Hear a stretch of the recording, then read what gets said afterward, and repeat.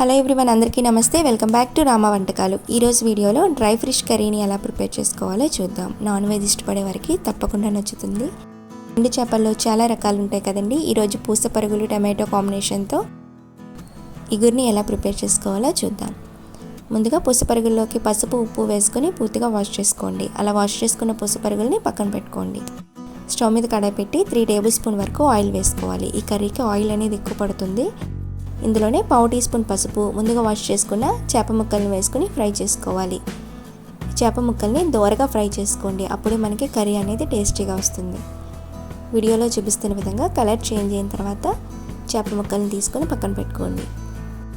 అదే ఆయిల్లో ముందుగా కట్ చేసి పెట్టుకున్న ఆనియన్స్ని వేసుకోవాలి. క్వాంటిటీ 2 ఉల్లిపాయల వరకు తీసుకోండి.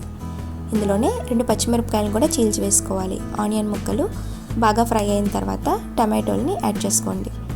క్వాంటిటీలో 2 టమాటోల వరకు కట్ చేసి వేసుకోవాలి. ఉల్లిపాయ ముక్కల్ని టమాటో ముక్కల్ని మూత పెట్టి 2 నిమిషాల పాటు బాగా మగ్గించండి. చూడండి, 2 నిమిషాల తర్వాత మనకి ఉల్లిపాయ ముక్కలు అనేది బాగా మగ్గాయి కదా. ఇప్పుడు ఇందులోకి అల్లం వెల్లుల్లి పేస్ట్ని యాడ్ చేసుకోవాలి. 1/2 టీ స్పూన్ అల్లం వెల్లుల్లి పేస్ట్ని యాడ్ చేసుకొని ఒకసారి కలుపుకోండి. ఇందులోనే ముందుగా ఫ్రై చేసుకున్న చేప ముక్కలు, 1 table spoon red chilli powder, రుచికి తగినంత ఉప్పును వేసుకొని మరొక నిమిషం పాటు ఫ్రై చేసుకోండి. ముందుగా రెడీ చేసి పెట్టుకున్న చింతపండు రసాన్ని యాడ్ చేసుకోవాలి. క్వాంటిటీలో 1/2 లెమన్ సైజ్ చింతపండుని తీసుకొని రసం తీసుకొని యాడ్ చేసుకోండి. 2 నిమిషాల పాటు మూత పెట్టి కుక్ చేసుకోవాలి.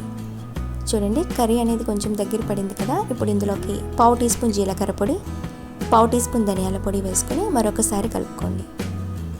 మరొక నిమిషం పాటు కుక్ చేసుకోవాలి. అంతేనండి, చాలా ఈజీగా మనకి పూస పరుగుల ఇగురు రెడీ అయిపోయింది. చాలా టేస్టీగా ఉంటుంది. మీరు కూడా తప్పకుండా ట్రై చేయండి. మా రెసిపీ మీకు నచ్చినట్లయితే మా ఛానల్ని సబ్స్క్రైబ్ చేసుకోండి, లైక్ చేయండి, మీ ఫ్రెండ్స్కి రిలేటివ్స్కి షేర్ చేయండి.